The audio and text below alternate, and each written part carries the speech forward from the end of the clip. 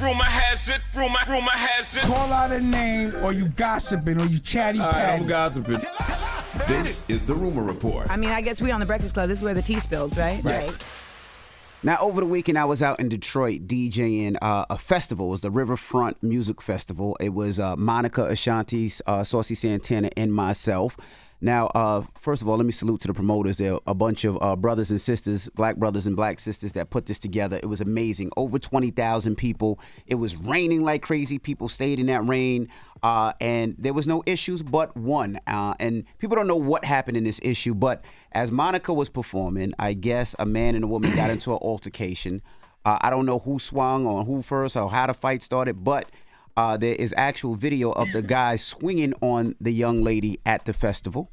Monica seen it as she was performing, and she jumped off stage to make sure the woman was okay. So when Monica jumped into the crowd, her security jumped into the crowd, and Monica was going at that man like, nah, you don't never put your hands on a woman.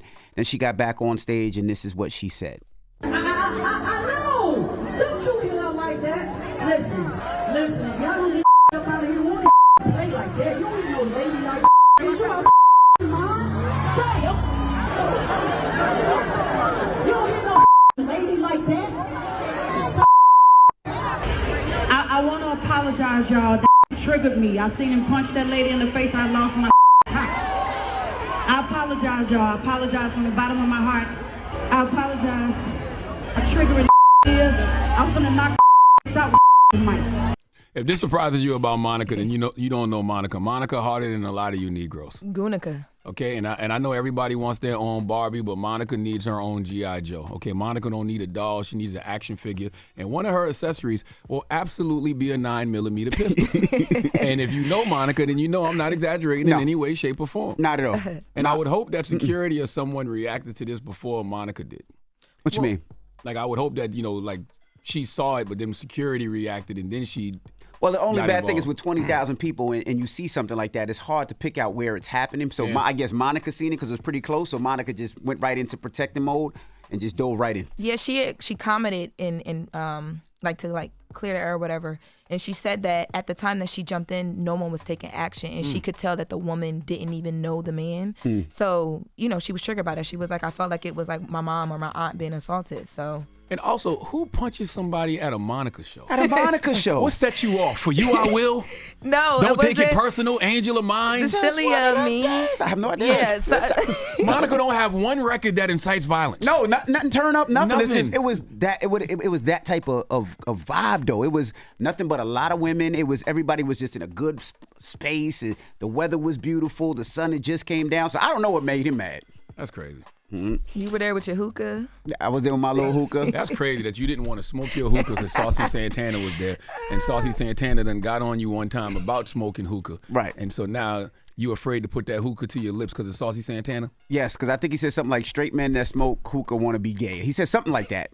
And when the hookah came... How insecure are you, King? Saucy came on. He's light-skinned. Saucy came on. You see that? And I was like, I'm not putting this in my mouth while Saucy's here. You don't know who you are? I know who I am. You got 6 children. I know. Okay, you happily married man. Correct. But you second-guessing yourself? I wasn't second-guessing myself. I was not putting that thing in my mouth, pause, while Saucy was there. Down. Envy, what's your flavor? I'm not messing with y'all. I like the fruit flavors, pause, the fruity flavors. No, mint. Now, sometimes mint mess up the voice. Sometimes mint mess up the voice. He wanted to say throat, but he didn't want to. He knew not to say throat in that moment. You see he caught himself? All right. Well, he caught himself. Jamie Foxx speaks out finally. Wiggling your throat is worse than that, though. When you wiggled your throat, nah, He didn't wiggle it. He caressed it. You caressed your throat. Lauren, you just going to jump in with him? Okay. I'm sorry. All right. You opened it. You said like you definitely opened it. You took it there. You definitely opened Jamie Foxx speaks out about what's been going on with him and how he's been feeling finally.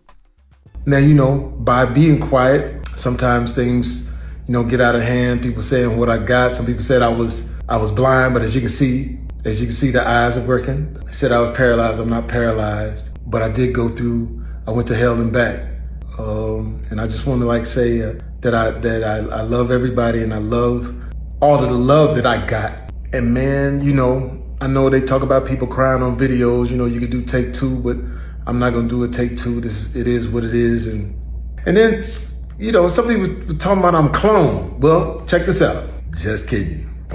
not clone, man, but I'm here on earth because of some great people. I'm here on earth because of God, man. That's right. All praises due to God all the time, damn it. Mm-hmm. That video was hard to watch, though. Why? Because you could tell that he was, like, holding back tears. He talked about, at one point, they didn't know if he would make it. That's like, right. the tubes in his body. And I just can't imagine Jamie Foxx that way. And that's what he said. He said he didn't want anybody to see him in the hospital with tubes. That's why there was no pictures. He said that his wife, well, not his wife, his daughter and his sister kept everything quiet. And he said if you see him on the street and you want to take a picture or, you want to give him a pound or a hug, he said if he cries, just please understand that he's been through hell. So he's going to be crying because he said he's just happy he made it out. Jamie did a great job playing Slick Charles, and they cloned Tyrone. And I'm giving y'all a few days before we start discussing it openly. So if you haven't seen They Cloned Tyrone yet on Netflix, you better hurry up. I'm about to give spoilers because I need to talk about this. I'm gonna watch it tonight. All right, and nobody in the room saw it. I didn't see it yet. No, I didn't see it yet. All right, and lastly, we got to talk YNW Melly. He was accused of shooting Anthony Williams and Christopher Thomas. Well, it looks like his trial was a mistrial. A mistrial declared in the double murder case against YNW Melly. Melly, whose legal name is Jamel Demons, is charged in the 2018 shooting deaths of two of his friends. Broward County prosecutors say the shooting was gang-related and they were seeking the death penalty. Melly's attorneys argue the gun used in the shootings was never recovered and that Melly had no apparent motive to shoot his friends. Prosecutors will likely choose to retry the case with a new jury. Now, what did that mean? I think it's with the state. I'm assuming that they will, because he can't be tried for the same thing, right? Because of double jeopardy. I have no idea. I don't know. Is he coming home? I know that I saw them say he had to request a bond. Yeah, I think he did request a bond. I think he can be tried again, and I think They can actually the appeal feds, it, right? I think the feds can actually try him as well. They haven't said what they're going to do now. They haven't given him a bond as of yet, but it was a mistrial, which looks like he will be coming home. That's what they're saying. But that's a mistrial and something like this. Like, you guys remember when this first started? Like, all of the details, and they reenacted the crime scene. Like, I thought they had something. Yeah. And that's got to be devastating for the family of the victims. Yeah. Right? Because they still don't have no closure. And That's they right. really, they 100% believe that what he's alleged of is what happened. And if he didn't do it, I'm sure they're wondering, well, who did? Right. You know? Well, they said it was deadlocked 3 times before the judge ordered a mistrial, and they're saying county prosecutors were seeking the death penalty and will most likely retry the case. So they will retry the case. All right, and that is your rumor report. Now, when we come back, we got some front page news. Teslin Figueroa will be joining us, and we're taking your calls, 800-585-1051. Now, Tiffany Haddish was doing an interview with, I can't remember, what was the site she was doing an interview with? Huh? Washington Post, and she talks about her relationship with Common. She said everything was great. There was no problems. And then all of a sudden, there was. He just broke up with me over the phone. She said she didn't see it coming. She was blindsided. So we're asking, has that ever happened to you? Have you ever been in a relationship, things were going so good, you thought that was the one, and then all of a sudden you get a text and it's a wrap? We'll talk about it when we come back as well. It's The Breakfast Club. Good morning. Wake that ass up. Early in the morning. The Breakfast Club.